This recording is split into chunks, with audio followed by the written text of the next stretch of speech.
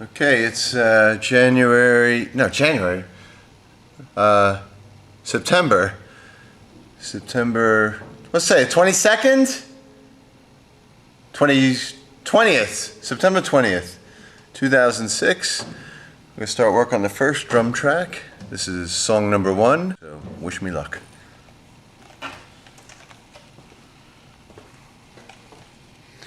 Alrighty.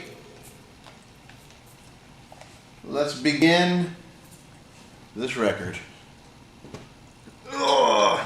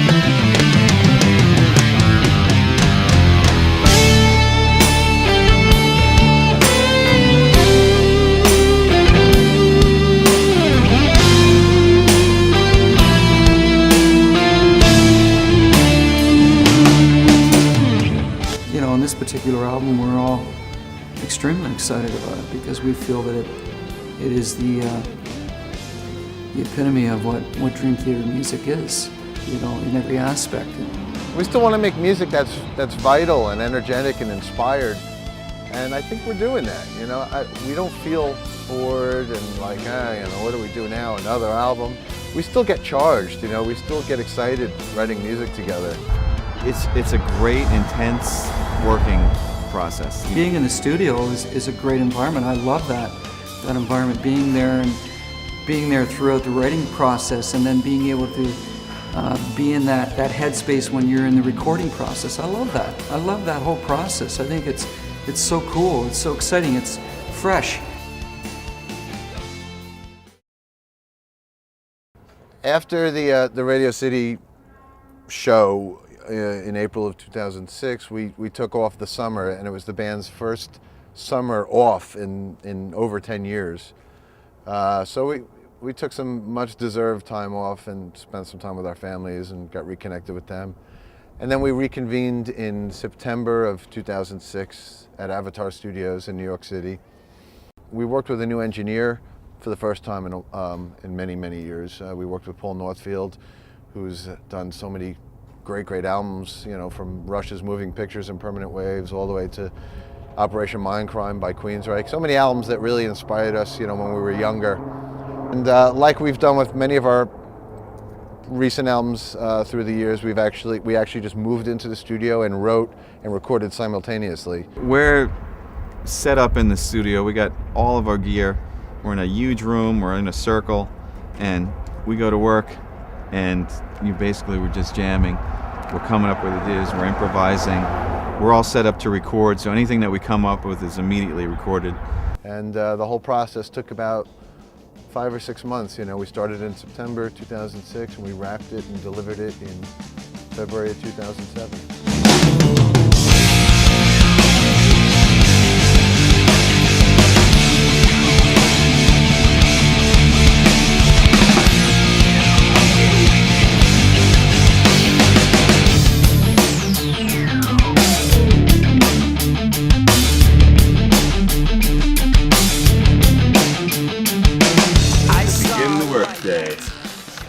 Hello, Jordan. Hello. Welcome to another album. Yes. What are your thoughts on the session so far? Very inspiring. We're doing our usual crazy thing, creating many riffs. Mm-hmm. Many riffs, as can be seen on this chart. Yeah. In the Presence of Enemies, it turned out to be the two-parter. So that was the first thing we came in, and after however many months off that we had, 5 or 6 months, and we wrote this thing that was very progressive, very, very long. I forget the total length of it before we broke it up, and very much the epitome of a Dream Theater creation. And I remember feeling really good about this, like from the get-go. Wow, this album is going to be great. So it sort of set the tone for the whole thing. We kind of started with a completely open palette to work with. The last few albums, we kind of went in with a game plan. Scenes from Memory was a concept album. Train of Thought, we wanted to be like a balls-to-the-wall album from start to finish. Octavarium, we had this big grand concept. So when it came time to make this album, there wasn't a preconceived direction, and that was almost a conscious decision. I actually had a few ideas before we started the album, and I was like, should I bring them up, or should we just roll with it and see what comes out? And the ideas that I did have, I ended up not bringing up just to see what would happen.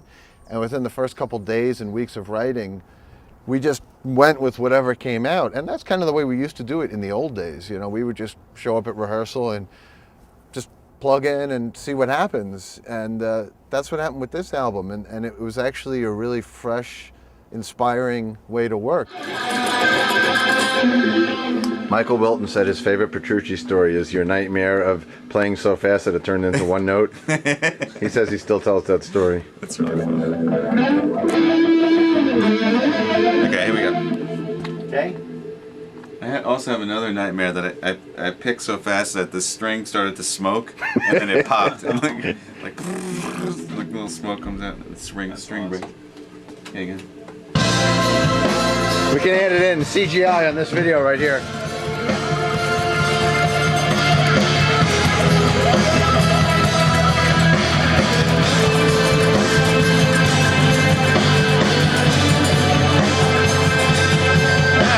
I lost my pick. It fell out.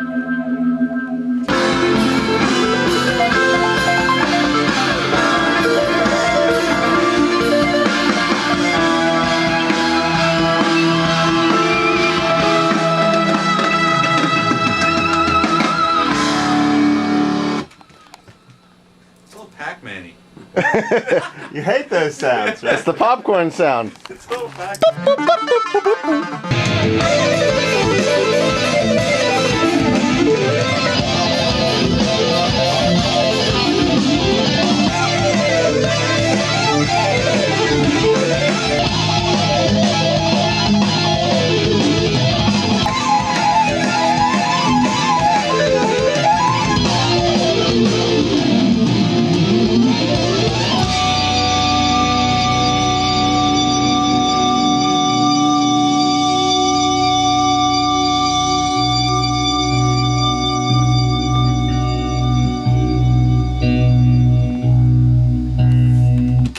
Nice. Ouch. Check. Pick you up. As far as the darkness element, all of my lyrics on this album are written from a fictional viewpoint. It's almost like fantasy writing, and to me, the dark angle is always the more interesting more rock and roll, more metal. To me, it fits better. It's a lot easier to kind of dive into that subject matter. Okay, kids, it's time to rock this shit. Like that, you know, like West Side. Check it. Boyakashin. We is here with none other than my main man, Mr. Mike Portnoy. Gonna rock this shit. It is December something. We are on track number 6. Working title of Jet Lag, which I think as of today I have officially shaken. Now it's time to rock this shit, G.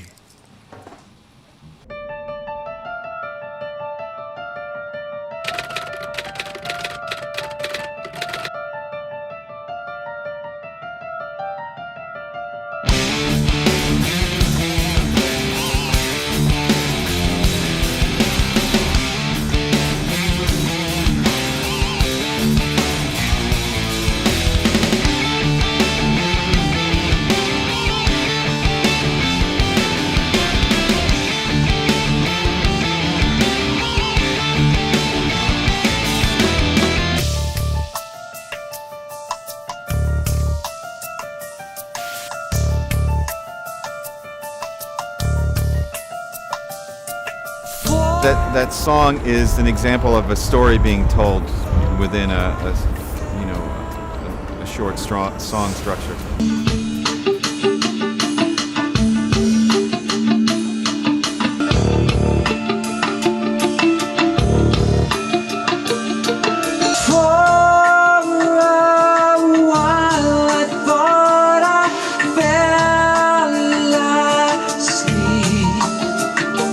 It's about somebody who gets visited at night by a vampiress and gets taken away and, you know, shown all these wonderful things, but doesn't realize the whole time that he's getting his blood sucked. And then she ends up taking him in the end. Nice light topic. Then rising suddenly, I felt a chilling breath upon me.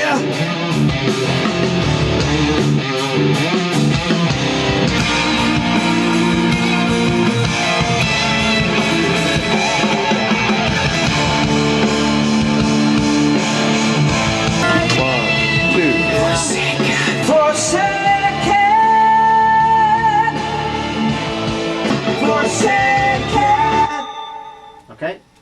I don't know if I was good on that. For say, you want not to be afraid. Forsaken.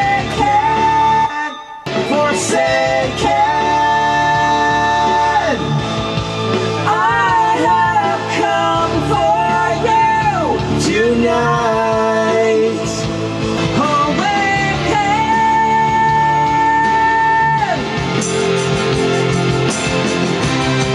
Then take my hand. Give yourself up to me. Give me one quick thing. What's that? Just try instead of me. Can you do a May? More a cleaner trill. May, and without so much growl. But are you talking me like that or No, May. Yeah, May. you want to just bring me down to the Yeah, I'll punch you in on just on the me, okay? okay. Give yourself up to me. Yeah, that's the idea, but sung with more attitude. May. One more time. Give yourself up to me.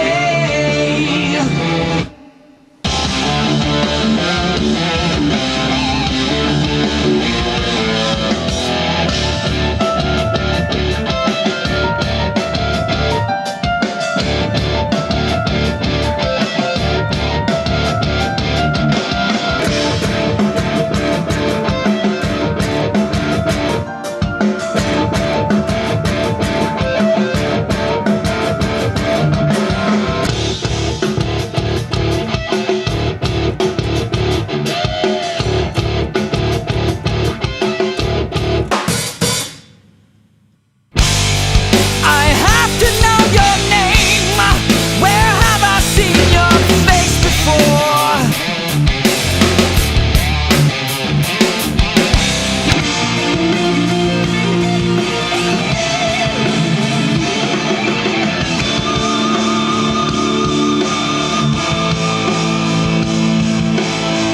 Nice.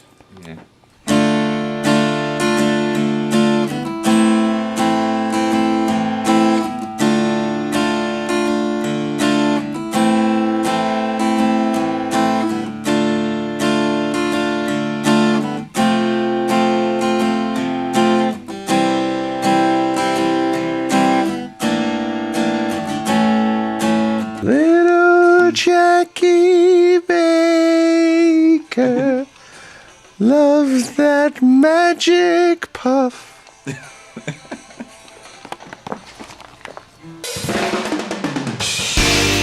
Take me far away.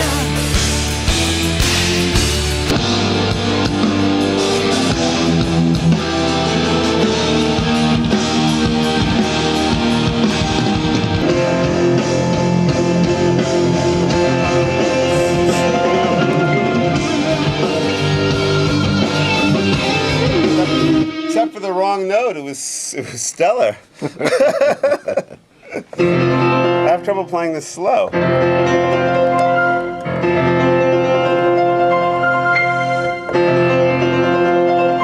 When people ask me what the big challenge is about this new album, I'm going to have to say playing this slow. Most people, the challenge is to play. For us, the challenge is to not play. Yeah, there you go. Take me far away.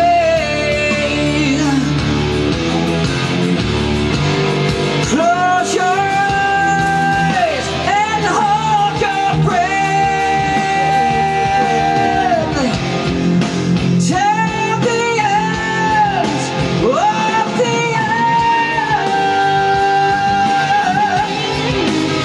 end. You know what? We're stars. We're stars. Can you sing it more like Paul Shortino?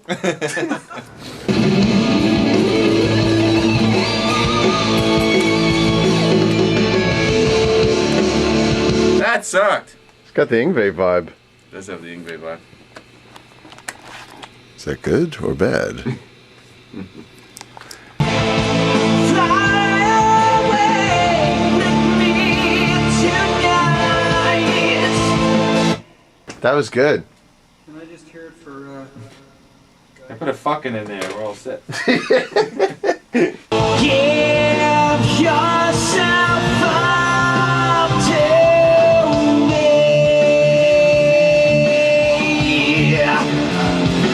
The me was hurting. The give yourself was good. I mean, everything was good except the give yourself and the me. So. So up to was what the good. fuck was that? You should have just said do it again. No, it's good. We can comp that. No. Do another one. Just the My last- dad's got an early set of tools. We can fix it. Yeah, try another. Yeah, what he meant was, apart from the phrasing and the pitch, it was perfect. Oh, the tone could have been better. Actually, the delivery wasn't Yeah, so yeah. great either.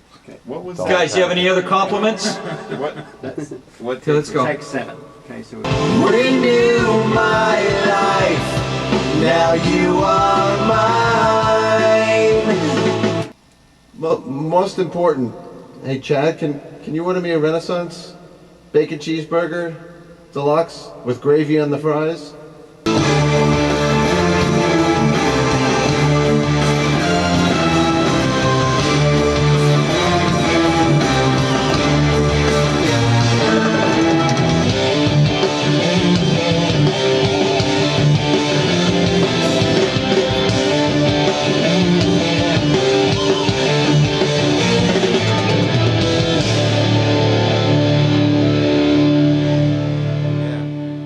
That's totally powerful. Yeah. Yeah, Yeah. that's what it was needing. Good call. Definitely. Lifted it. Ladies and gentlemen, Mr. Jordan Rudis. Right on. Standing here ready to receive my check. My check mark, feeling good about the work. Right now, you'll receive the check from me. Yes. And many, many months from now, you'll receive many, many checks as a result of this song, but those won't come from me. Those will come from you, the hard-paying fan. As each concert is played, we'll go. check it off. There we are. Let's see, can you film and check at the same time? That was the worst check I ever gave. Look at that, it's completely... You're going to have to practice that. It doesn't match any of the others. I can't film and check at the same time. Okay, well, we learned that. From now on, checking and filming are mutually exclusive. That's right. You know, one song doesn't pretty much sum up the direction or what this album is going to sound like. It's never been like that for Dream Theater. It's always been about the entire disc. The only preconceived kind of mood or vibe that I really wanted to maintain throughout the whole album was it had to have balls. It had to be cool, you know? We wanted to make an album that was cutting and aggressive and modern. Octavarium had some more ballad-esque kind of U2, Coldplay kind of influences. And as much as we dig that stuff as well, I wanted to make an album that was just aggressive and balls, you know, throughout. And we did that with Train of Thought. Train of Thought was a heavy, dark album from start to finish. But this album still has a lot more diversity than Train of Thought. It has a lot of the progressive elements, and it's got ballads as well, like Repentance and Ministry of Lost Souls. So it's got those ballad moments, but even the ballad moments and even the progressive moments are still kind of cool, you know? It never gets too sappy or too proggy. You know, I think it always maintains a certain amount of aggression and power. Let me do it like down kick like that so I can get a little harmonic action. Yeah. Can you slide into it too? Yeah. And you're gonna single track this, right? Yeah.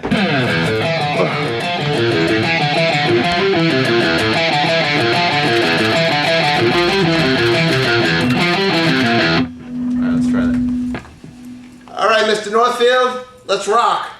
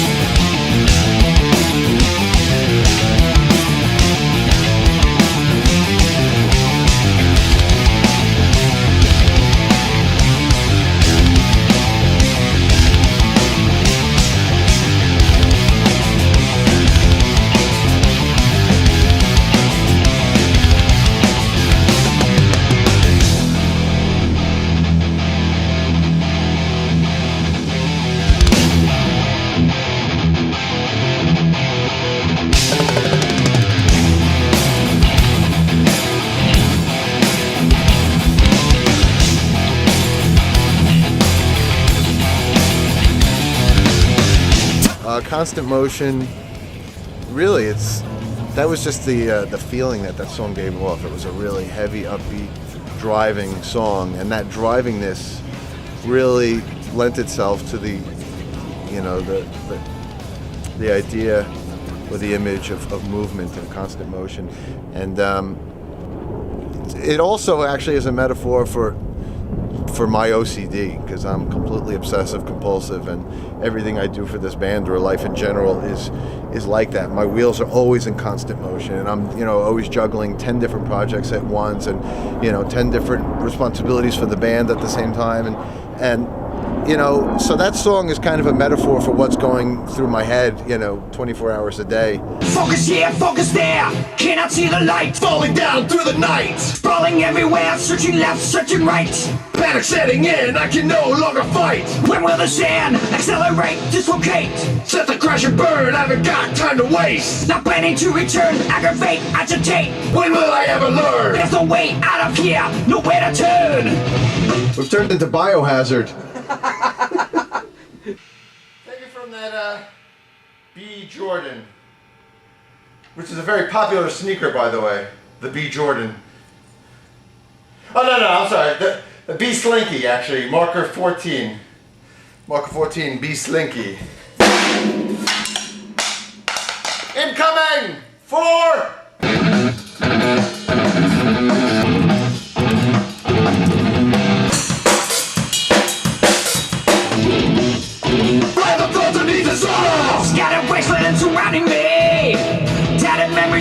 to be. I like that. Until we meet again.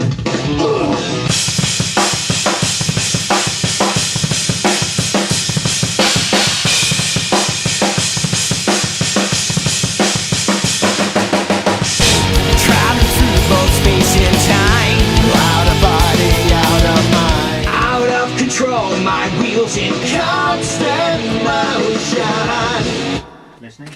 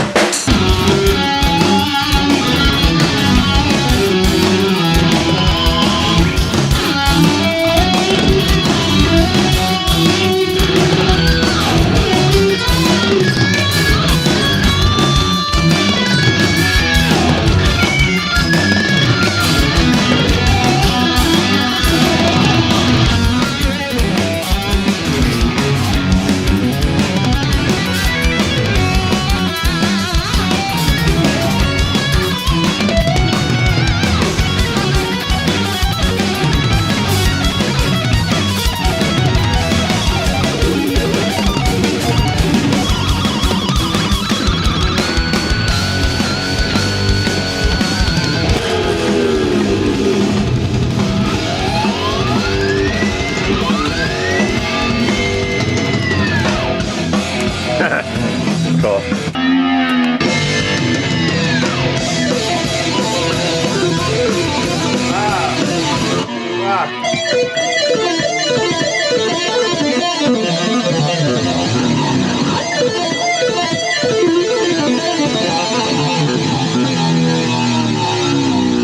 That's the sound.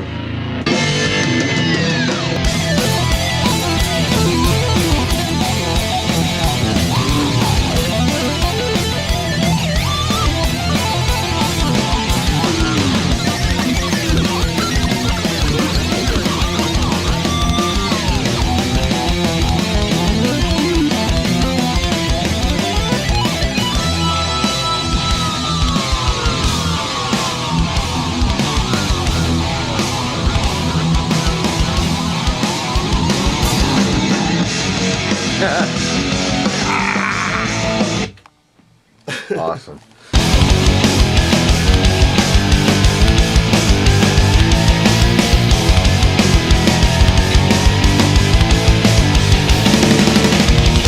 Traveling through both space and time. Out of body, out of mind. Out of control, my wheels in constant motion. Spinning round and round you go. I can't let up, I can't let go. Can't stop this flame from burning. Can't stop the wheels from turning. Traveling through both space and time. You get yours and I got mine. Out of control, my wheels in constant motion. Spinning round and round you go. I can't let up, I can't let go. Can't stop this flame from burning. Forevermore into the night, press the rain.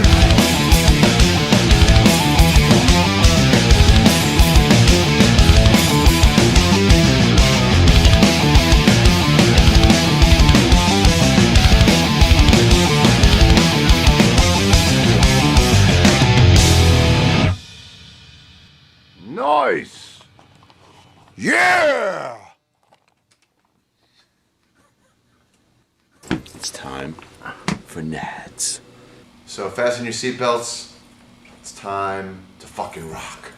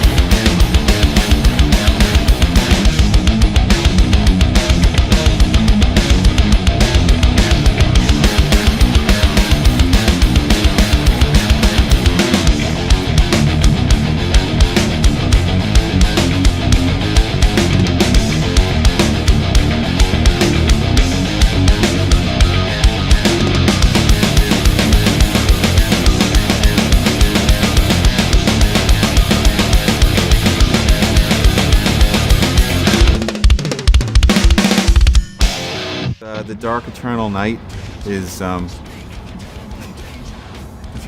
it's really a song about a monster that from long ago, who's a pharaoh that comes and haunts a town. The last of the prophet, sinister, a sickening monstrous sight. That was good. That's hardcore. Yeah. Yeah, James. I can't maintain that the whole time. No, you don't have to do the screaming. I don't think you should. I like that tone of ba ba ba ba ba ba ba ba ba ba ba ba. Using those notes is cool. Okay. James, do you have to have the distortion to perform this? Well, yeah, or else I'm not gonna translate properly. Okay. Like I'm gonna be having all this reverb. No one can't you? Can we get rid of the reverb? That will help. We could just need the You can get rid of the reverb. I don't care about that. Yeah. Okay. Go. Oh, that's a little intense, guys. That's too much. I feel like I'm suffocating. Da da da. Yeah, just bear with me there, dry man. All right. Great man. Now one dares you speak of the terrible danger, the hideous ancient warnings, forged in the void of the night. He is risen up out of the blackness, chaos, the last of the prophets, sinister, a sickening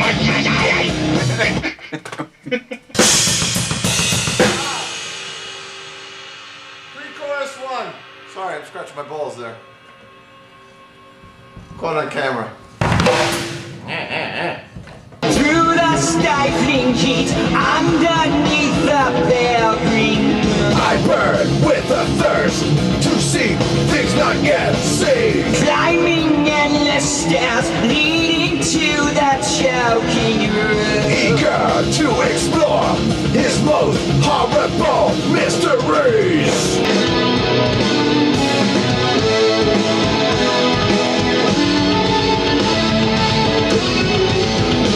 What if you didn't do it on the and join in on the second half of the phrase?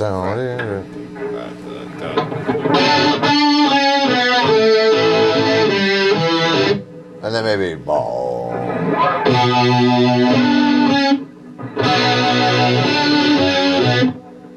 Maybe.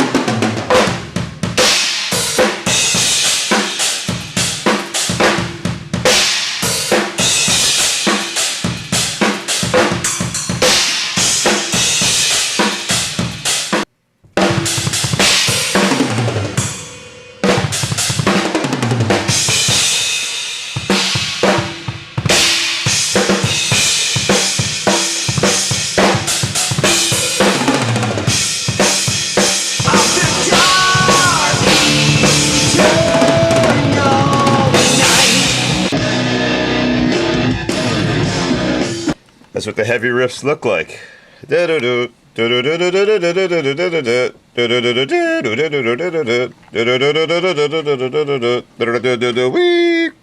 Jordan said he had a dirty organ for us to see. Which nasty organ? We told him he should see a doctor about that. Which dirty organ you like better? This one?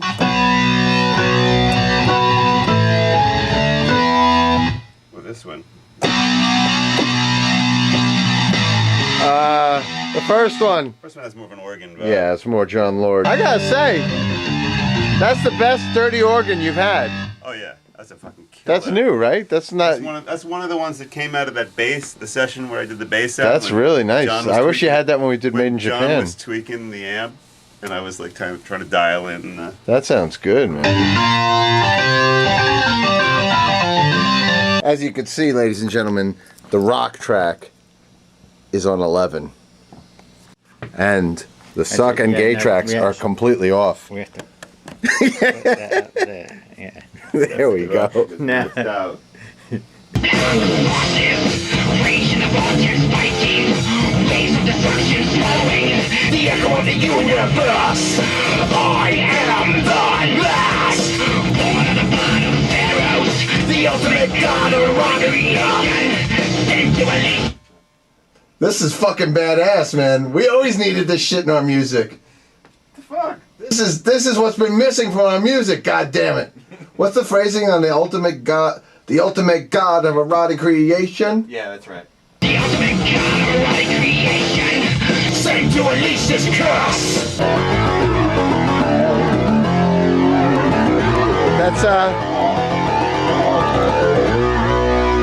That's if Jan Hammer joined Meshuggah. You're right.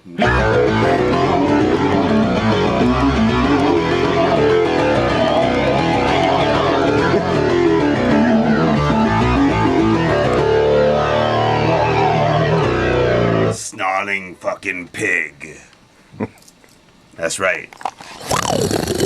We basically Mike and I went through all of the lyrics and we just read them out loud, and any word or phrase that stood out as a possible interesting album title we'd write down.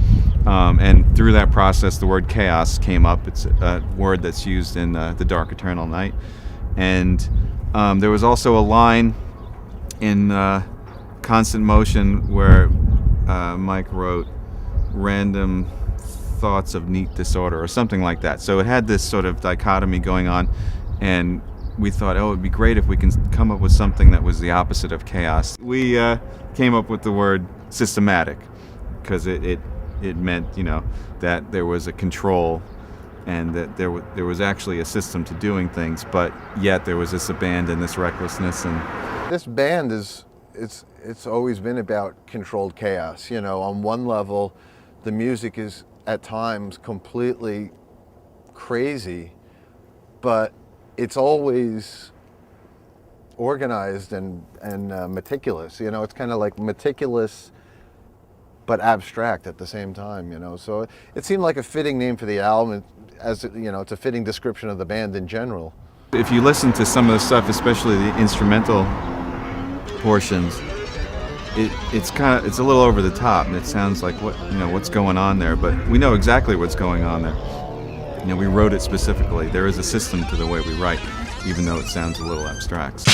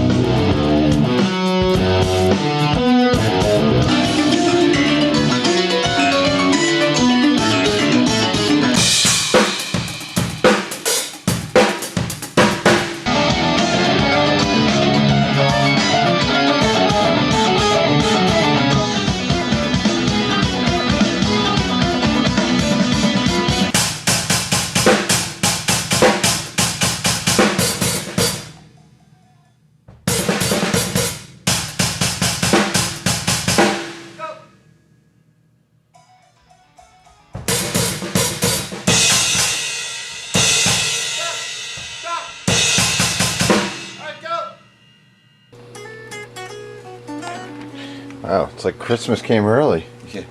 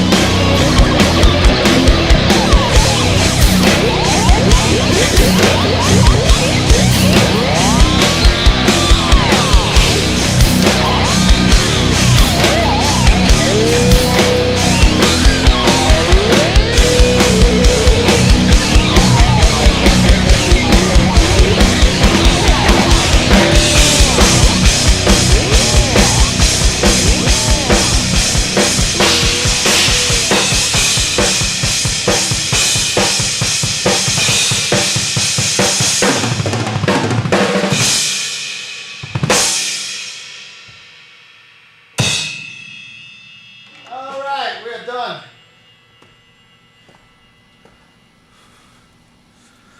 That's some fat ass shit, boy. Fat ass motherfucking shit. Even though there are some mellow moments, we wanted to keep those moments sad, melancholy, really pretty, musically, classically themed, not major and not, not happy.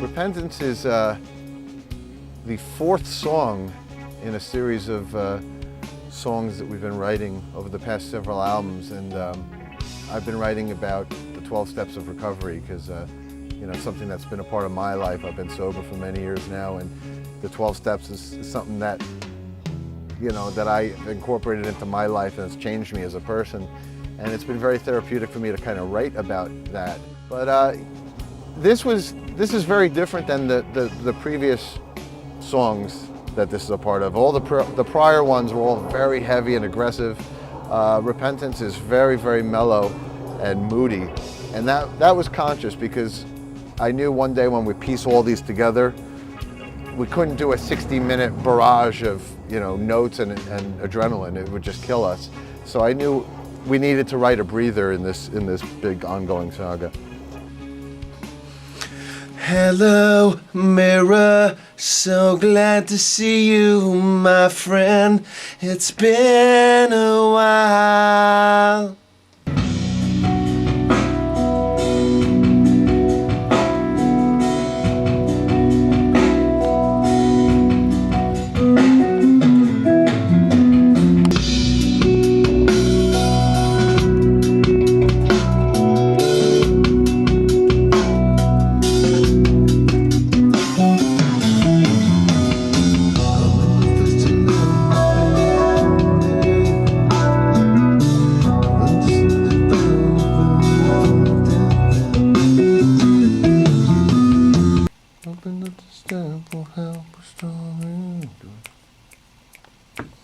Face my past and ask for forgiveness. So that would be that one. Face my past, so it's the same as the other one, like 1, 2. Face my past and ask for forgiveness. I once thought it better to regret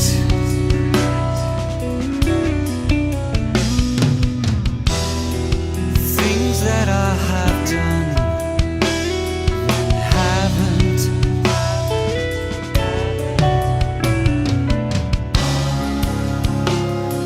Sometimes you've got to be wrong, learn the hard way. Just when you're through hanging on, you're saved.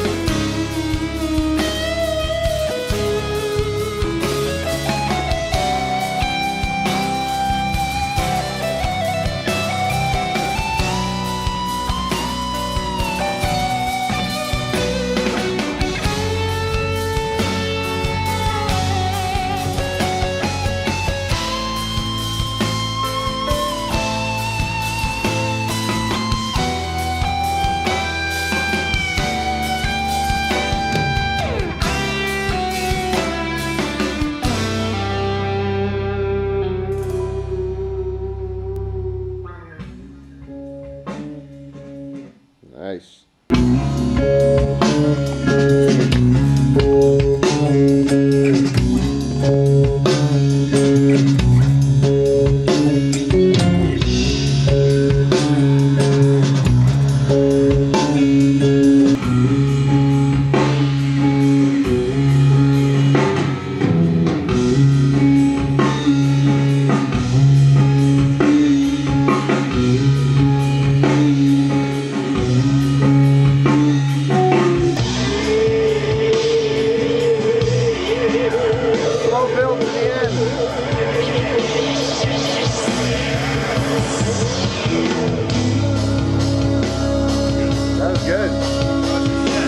That was a good one. That was the shit. Yeah, that was the one. That was something on Repentance that Mike wrote where he had guests record things to kind of take the theme of that song, which is forgiveness, asking for forgiveness, and reconciliation, that type of thing. And so he had this idea of having people express their own sorrow and their own regrets. Basically, I invited a lot of my friends and other artists and musicians that I know and admire. And I,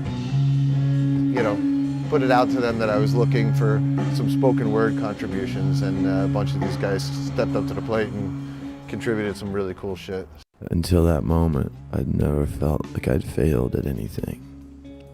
And I felt like I failed her, and I failed myself, and I failed my children. I want to thank you for helping me to see It's my own still selfishness. really hard and to tell to you deal how with. regretful I am. It has hurt you. I'm sorry I didn't visit you in the hospital, Grandpa, when you were on your I'm deathbed. here to confess to you that what I did was wrong. I'm sorry that I didn't come to your funeral. I don't know if I was selfish or if I just was too scared to face it. And I'm asking for your forgiveness.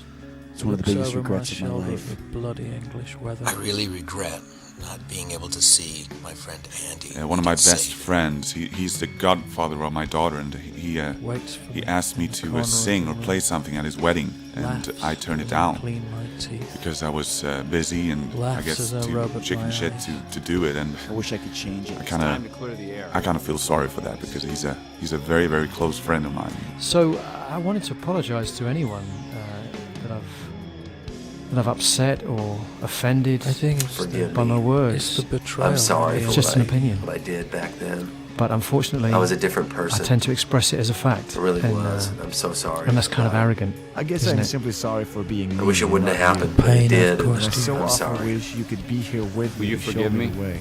It still haunts me.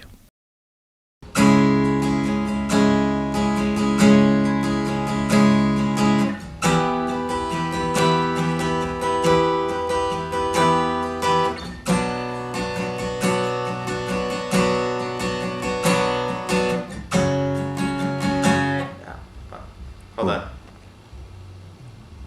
Stop. Okay. Yeah.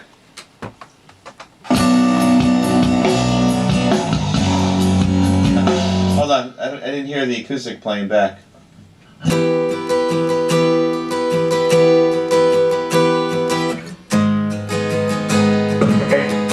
What? Did you say okay? Yes, I said okay. What's that supposed to mean?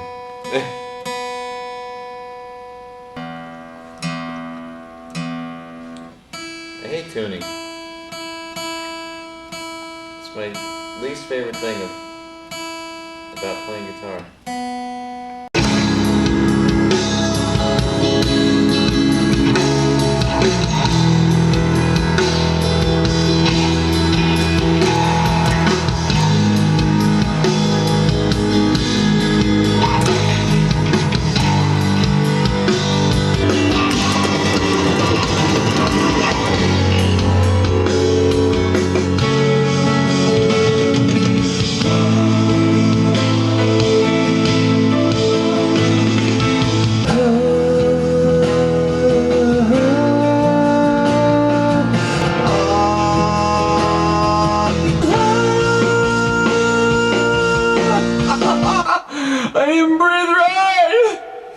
If we are painstaking about this phase of our development, we will be amazed before we are halfway through.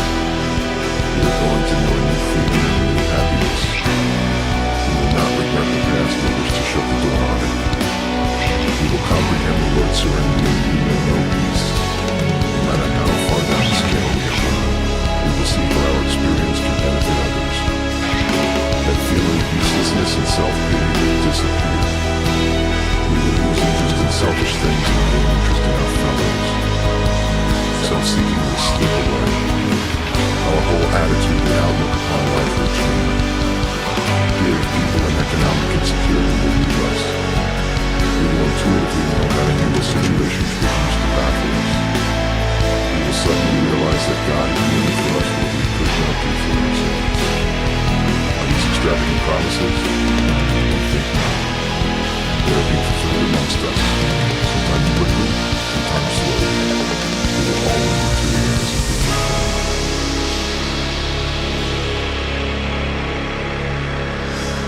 You're only a secret secret, but the truth shall set you free. The truth is the truth. So all you can do is live with it.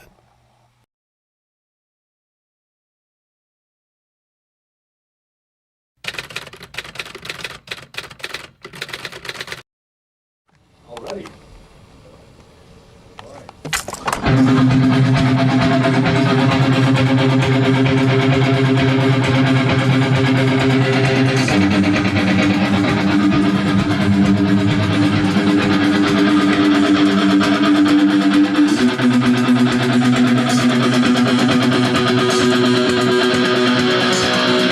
Good morning. Speaking of morning.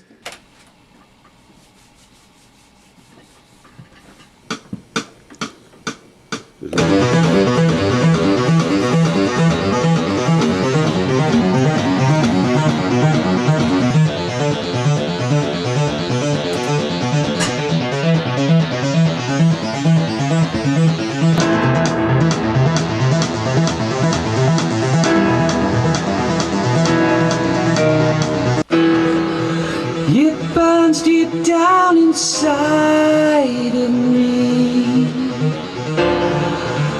We have ourselves to blame, not questioning, accept it as the truth.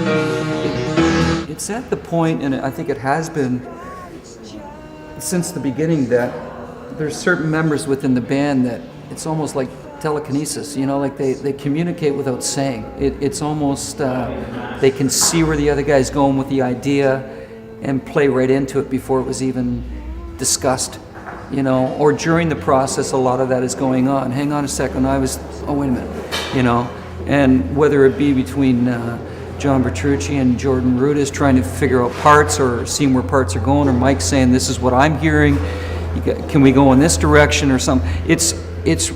Believe it or not, it's a lot of people probably envision it being an arduous task, but it does seem to, it miraculously flows, you know, and it's never been a situation where we found ourselves going, oh my God, so what next, or where can we go, or what are we going to do, you know? It's never short on ideas. It just seems to just come out quite easily. The chemistry in our band is so great, and we've been doing it for a long time, and we've discovered, you know, the art of diplomacy with this stuff, and you know, there's just like, if somebody feels really strongly about an idea, then you usually let that person go with it, you know, and if somebody doesn't, then, you know, you kind of give in, and there's just give and take thing. It's a formula that works really well. Chorus 2 is a breakdown, and a chorus 3. Chorus 3 is full band. Full band. And then main riff out. Main riff twice, right? It doubles. Okay. Okay. I think we got something. That's a simple fucking arrangement. When we write music, we go through a very tedious negotiation process. For every chord now. It's gotten pretty serious. So usually, you know, the best idea wins, or if you're able to get your idea across and convince people. But in this case, we went through it so many times that we had to agree on it by signing a contract that we wouldn't change it. So 6/7 pump, kick in at B flat, U2 all in 6. And Mike and I signed it, but Mike actually broke the contract. So I decided after we played it, it wasn't doing it for me, and I broke the contract. You know what, this contract, that doesn't mean anything. So.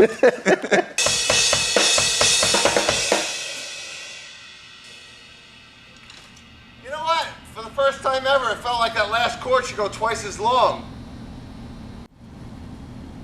Let's hear it.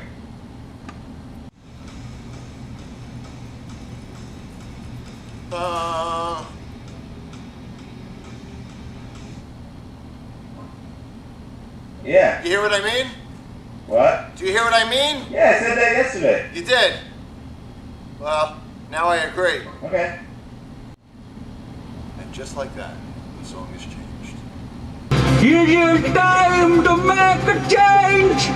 Are we closer than before? Will we have them break away? Are we profiting from war? Let him go. Oh, you need the final phrase.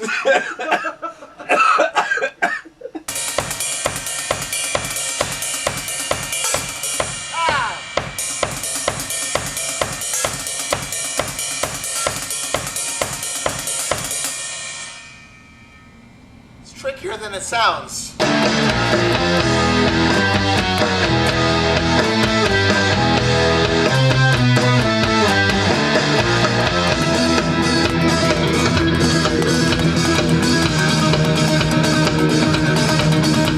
Deceived since the inception, I prayed, but for what reason?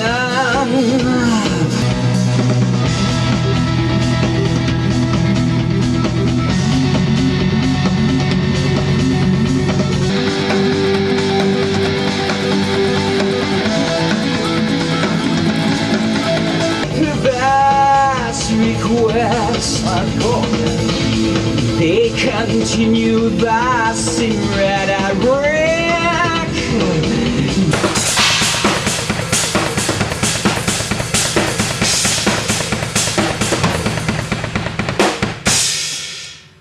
Same thing, got my stick jammed up. You don't know me, but I'm your brother.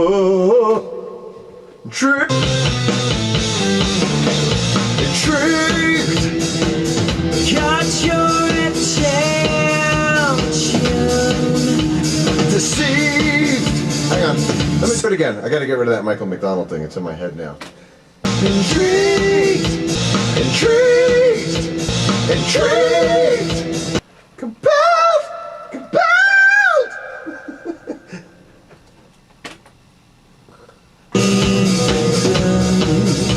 Compelled. Wait, that's really Roger Taylor. Compelled. Can we clean up this mess? The loss of loved ones like perverse friends. They continue us at our risk. I heard another cool Queen thing in there. Ah! Like in the middle of that. Let me just lay that. Can I lay that down before I forget it? Okay. Ah!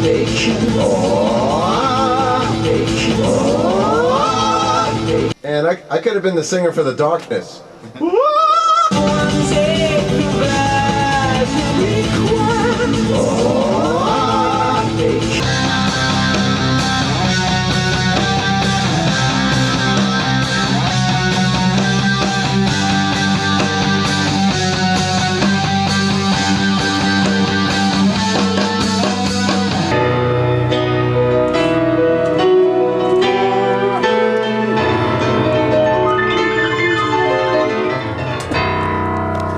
He can't resist. Like that, right? Okay.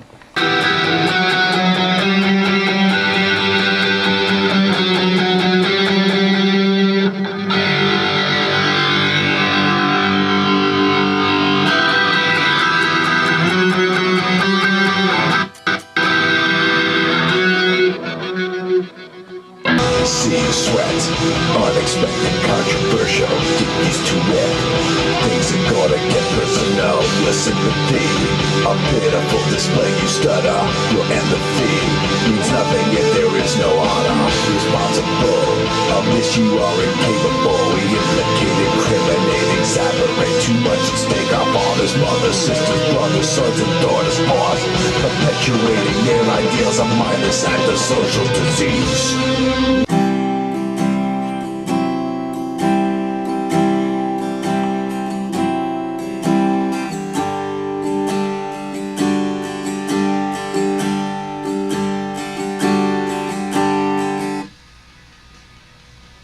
Profiting from war. Profiting from war. That's on 16. I'd say don't be afraid to hold it a little on the longer side. Whoa, and let it like progressively get more angry. Like, whoa. Okay, let me try that.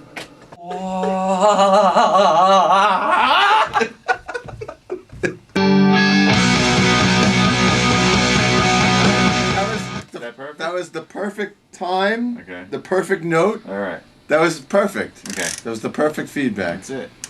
Let me hear it. Yeah, let me hear it and let it go.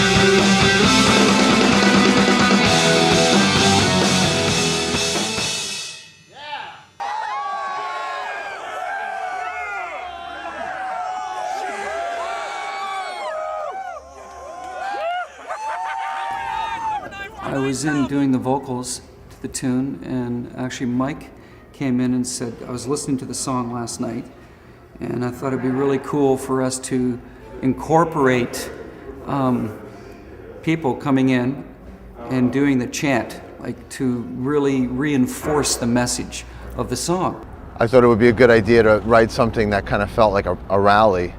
It was suggested that, why not get the fans involved, which was like, oh yeah. The nice thing is it really sets up that song, and for live participation, obviously people are going to know that and they're going to want to do that. So. Time for change. Fight the fear. Fight the truth. Time for change.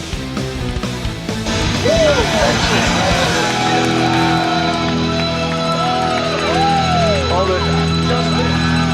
Okay, come down.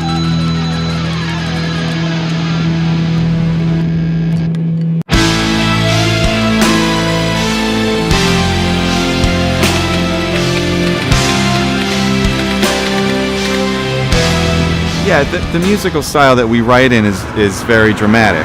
So what I wanted to do is pull the listener in lyrically, by telling a story in each song, and creating characters and trying to do it within a limited, space, because it's not a conceptual album. And it's about somebody who was saved by somebody else when they were drowning, but that person died in the process. And now the other person that lives this life of, they can't live with themselves. They have all this regret. They have all this sorrow, and they want to go to the other side to meet the other person. And the other person ends up eventually pulling them through.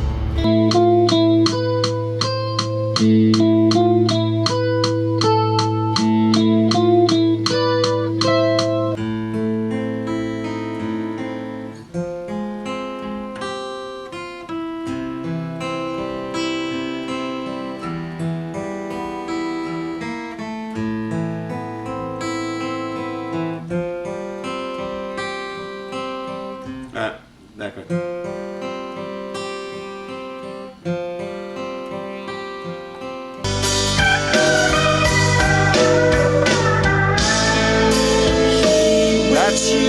That's the fill. You just gotta perfect it. That's the shit. Okay. That's great.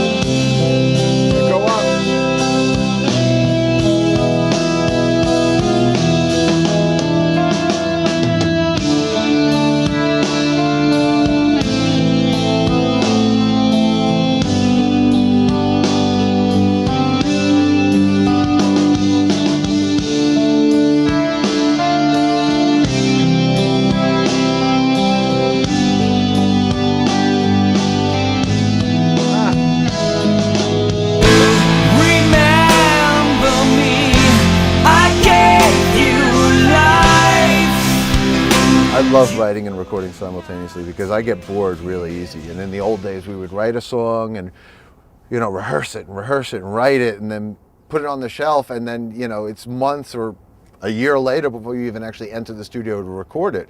And any of that spark and excitement and inspiration that was there when you wrote the song, you kind of have to dig down deep to kind of get back into that frame of mind and, get back into that headspace to record it, weeks, months, years later. The way we do it now, we'll write a song, we'll be excited by it, and charged and inspired, and I'm cutting my drums the next day while we're in that headspace and focused on that song.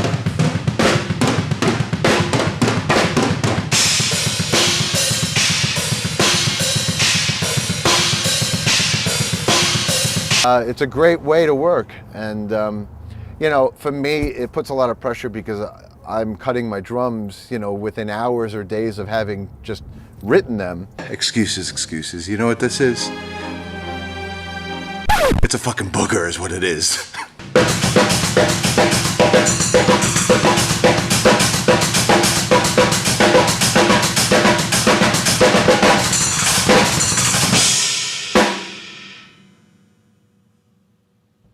Was that acceptable behavior? But I like working like that. I can't stay in one place for too long before I start thinking of other things. And so this way it keeps me focused, but I can bang it out and be inspired while it's still fresh.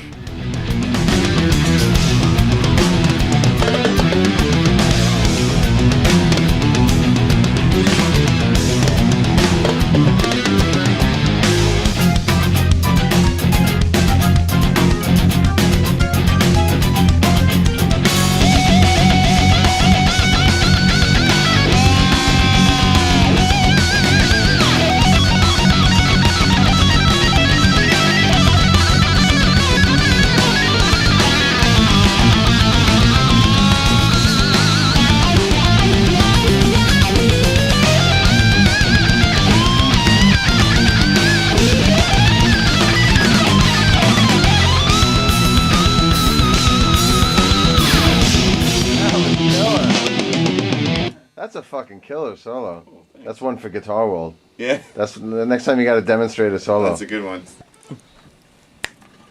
Boyakashin. Check it. We is here with none other than my main man, Mr. John Petrucci. He's about to lay down the unisons to Schindler's Lisp. Check it. For real. Biggie up. All right, Chadwick.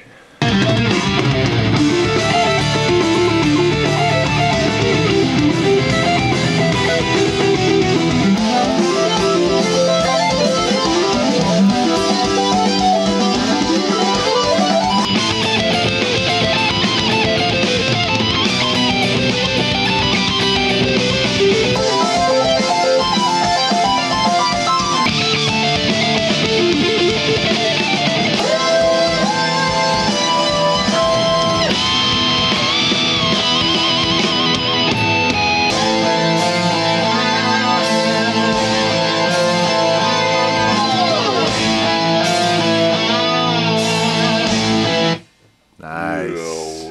Perfect.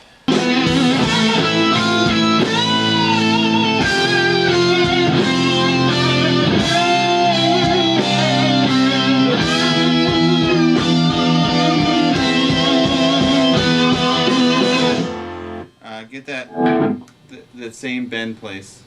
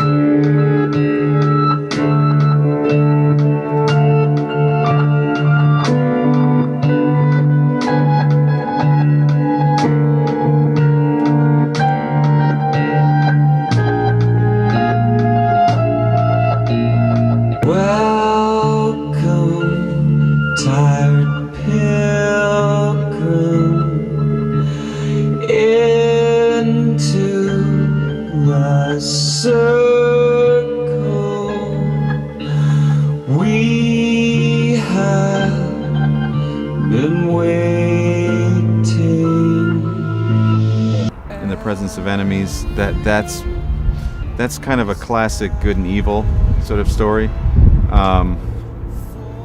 You know, it's about somebody who loses himself and struggles with the darkness symbolized by the Dark Master in the story, but ends up really being the darkness within, and he goes through these different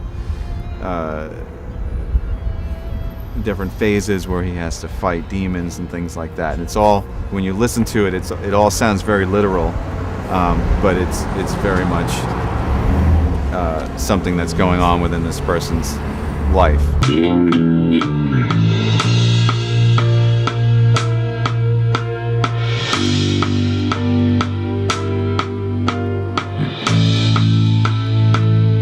Harmonica love.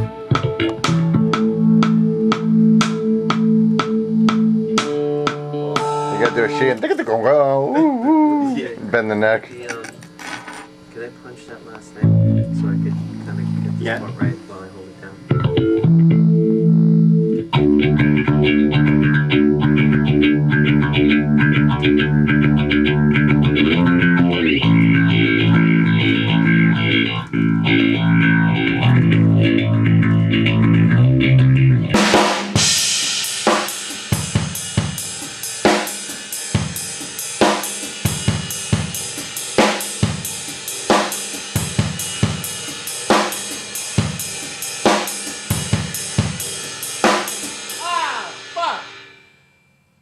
It's a difficult pattern. Angels fall all for you.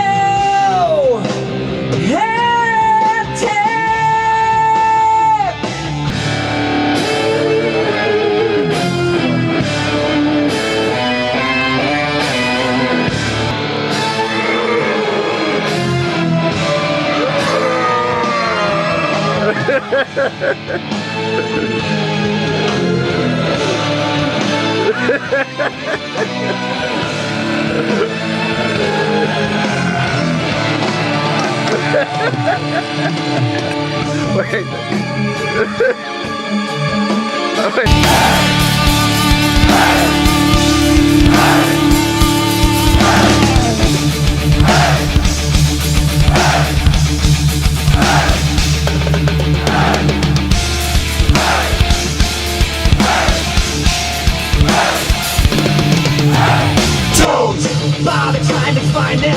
He will be coming to you. Fight! Fight and destroy until you can't take anymore.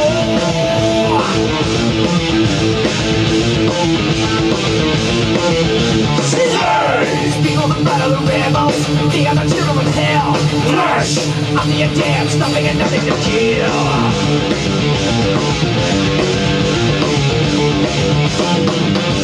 Sin! Caught in a moment of weakness, it is the greatest of all. So, I got my soul and now I'm living for you. These are some fucking metal lyrics, man. Mm-hmm. You took your evil pills this week.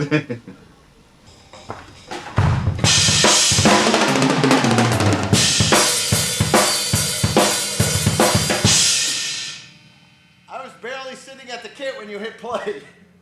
Let's try it again.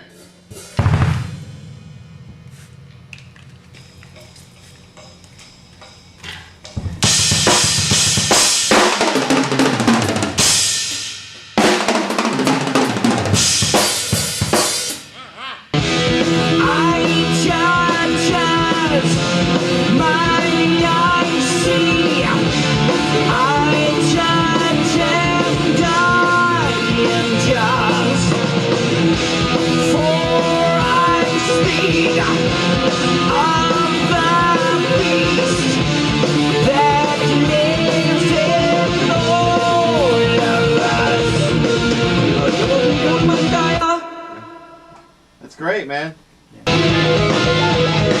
Servants of the fallen fight to pave the way for their Savior's calling on this wicked day. Through a veil of madness with a vicious blade, one man rises up, standing in their way. My son, you will now eat my ass and balls.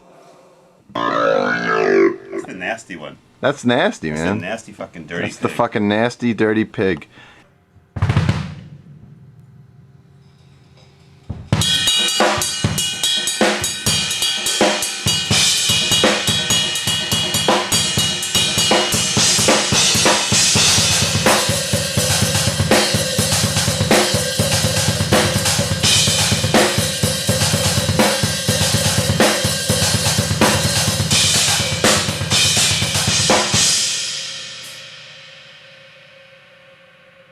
Try it again, the same thing.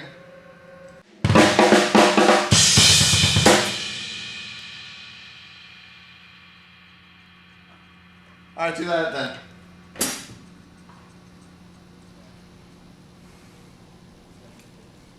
My hands have a metallic smell and it's very soothing to the nose.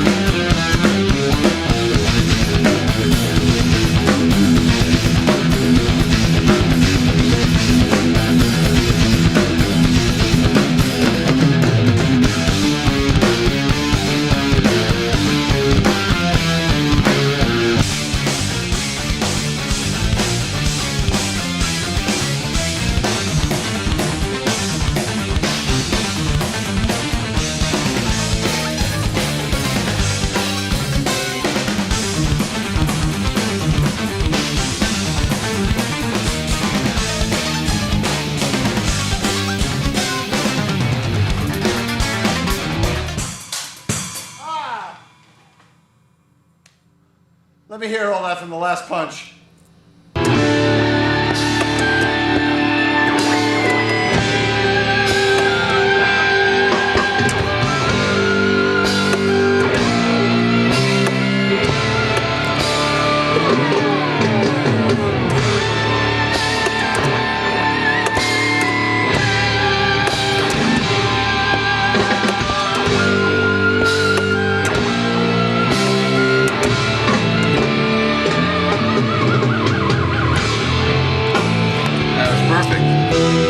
My soul grows weaker. He knows and he waits. He watches over me, standing at the infernal gates. In the hour of darkness, the moment This session, no, I'm serious. I've been thinking it the last however many days. This has probably been the most fun I've had recording since Awake. Really? Yep. Wow. Paul, you look like Kilroy. I just see the top of your head looking over the computer. Kilroy. You know, Kilroy was here. You see, it's just the eyes and the nose hanging over the wall. Oh yes, right. Yeah, yeah. Okay, James LeBrie's warming up for the second to last line on the album. He's feeling good. He's done 5 takes of the previous line. He's getting ready to knock out this last one. He's been averaging 6 takes per line. We'll see if he'll nail this one. It was the first take. Here we go, standing by. And here we go, 3, 2, 1. My soul is my own now. I do not fight for you. He missed a little bit on the U. It looks like he's going to have to go for one more take. What I've always done is that it's usually apparent to me where the story's going, but at any time that I feel that I'm not going to connect with it, I'll sit down with whoever the lyricist is for that particular song and have them talk to me about it, explain to me what the characters are, what they mean, or how they envision them to interact so that I can accurately tell the story and convey the emotion. I think that's every singer's job, whether they wrote the lyrics or not, is to completely understand the lyric so that you can be sincerely conveying it. Just imagine that if you were had sold half of your soul to the devil and now you're trying to get away. Believe it or not, that's what I was just thinking. Yeah, I felt it. I do not fight for you, you fucking dick. Seems that there are profanities being thrown around here in the control room. That's a motivator. Life retention. Okay, Go. James LeBrie going for take 2. Here we go. 3, 2, 1. My soul is my own now. I do not fight for you, Motherfucker! Yeah, I think we all feel that it is definitely the beginning of a new chapter, new label, new album, one that we're extremely excited about musically. We're all feeling at the top of our game. We're all feeling that, we have something really still a lot to prove as a band to the world, and to maintain that relationship with the fans that we have acquired throughout our career, and to attract new ones, and I think that's what every band hopes for, is that you can expand.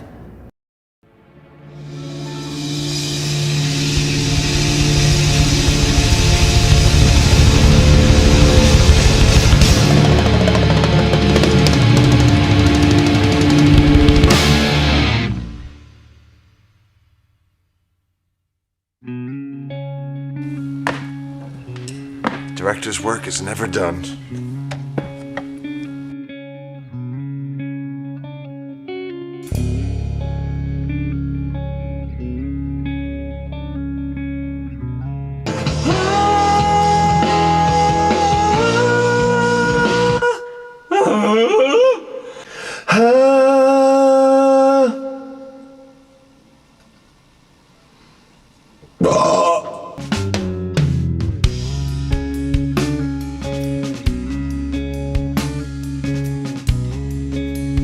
Punch in that final China roll.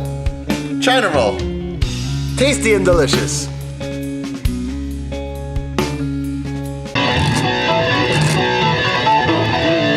That's a cool groove.